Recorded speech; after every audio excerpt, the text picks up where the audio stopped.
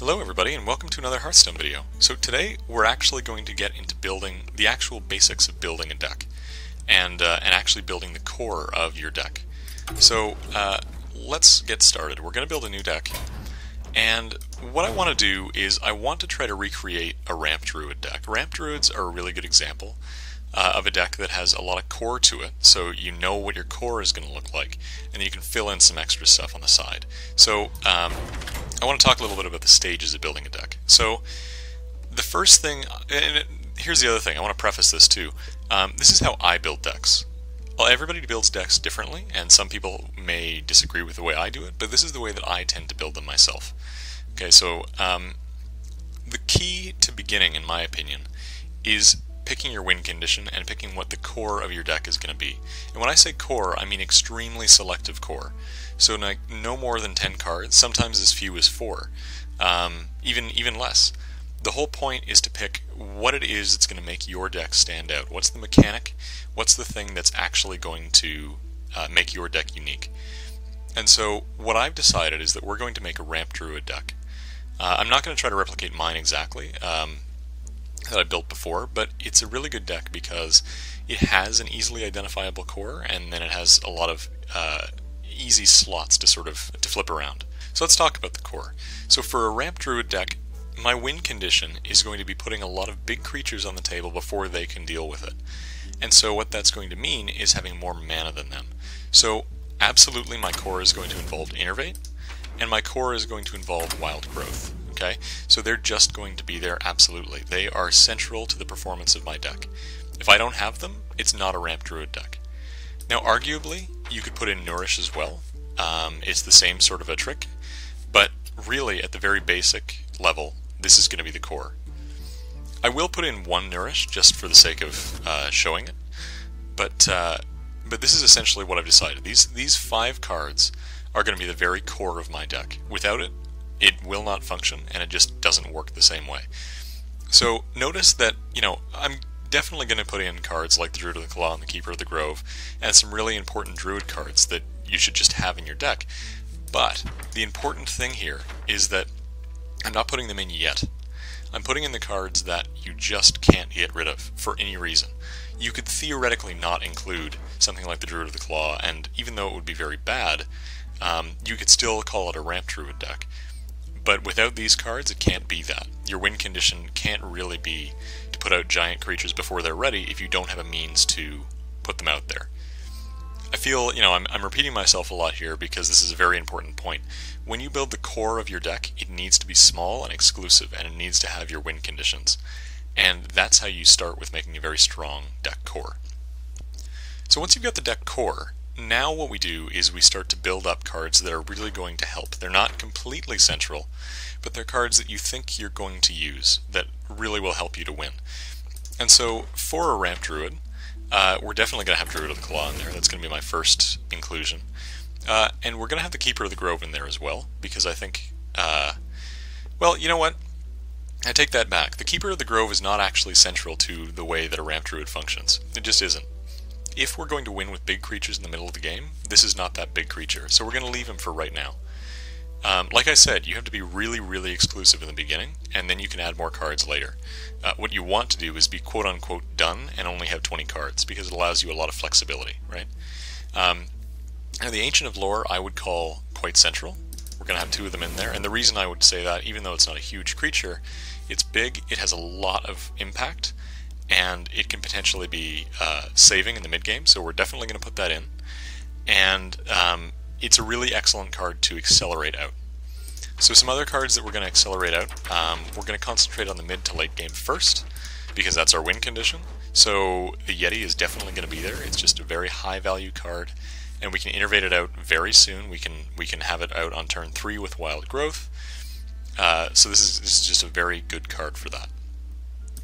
Let's see what else we have. So the Sengen's good too, but I'm not going to put that in yet. It's not going to be a win condition. It doesn't have enough damage on it. The Azure Drake is not bad, but once again, it doesn't have enough of an impact. It gives you a card, but if we're going to win with big creatures, 4/4 is just not going to be it. Okay, so one thing that we can do here, so I like the idea of these things. We're getting into the realm of this being useful.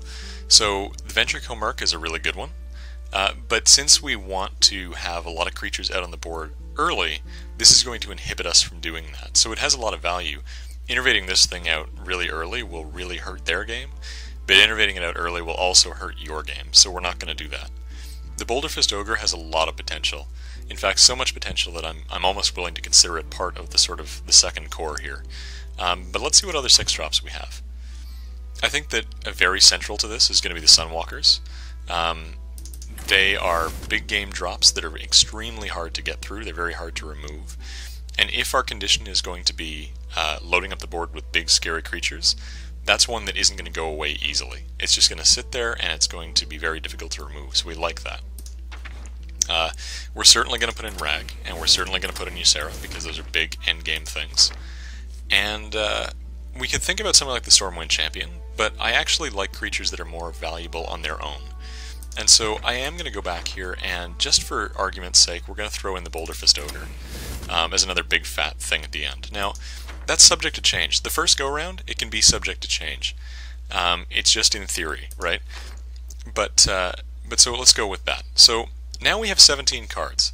So now we can start thinking about some other stuff. So we have our win condition, right? So we use this stuff here and the Nourish, and we pump out a lot of big fat cards. And we have a lot of big fat cards now. We have Druid of the Claw, Boulder Fist Ogres, and Sunwalkers that are basically the core of what's going to kill people. We also have a really strong endgame in Rag and Ysera, and the Ancients of Lore in there for the purpose of, again, being a high impact card later that also gives us more cards to draw and also health if we need it. So now we can start thinking about the meta. Okay, so now that we have a core, we can think about other cards that would be useful to fill in. So what is the meta right now? The meta right now has a lot of rush in it, right? There's a lot of zoo, there's a lot of hunters, and there's, generally speaking, a lot of decks that want to rush you down very quickly. So how do we solve that problem? Well, so let's think about how we solve it. We have Sunwalkers in there for taunt already. Okay, let's back it up. I think that the way to solve that in a lot of ways is going to be taunt. So the Druid of the Claw and Sunwalkers are great for that. But what else? Well, maybe if we had Sen'jin Shieldmasters, like we said before, that would actually help quite a bit. Because the current meta says that there's a lot of things that are charging, a lot of things that are big and scary, as far as rush is concerned. So let's put in some extra defense in the Sen'jin Shieldmaster. Now, another thing that's good against rush generally is AoE. So druids have wonderful AoE and swipe, so I think it merits us having some of that. 100%.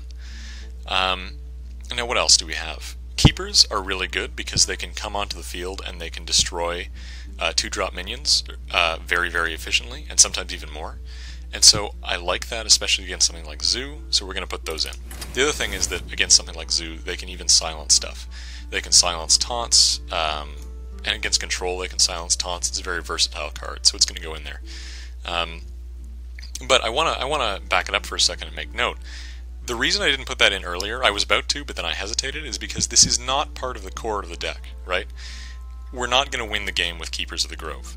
But we are going to, it will absolutely aid us and benefit us in board control early on, and it absolutely will help us to get the control that we need as well.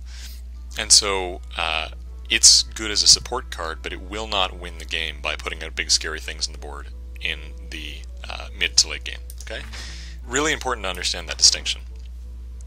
Now, we're looking for a lot of taunts. We're looking for ways in which to make sure aggro doesn't get through, and I think Mark of the Wild is a really strong way to do that, so I want to add those in as well.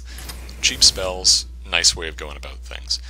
Also, if we're going to try to control the game in the early game, and the mid to late game is where we want to thrive, Wrath is a great way of dealing with that, so we're going to throw those in as well.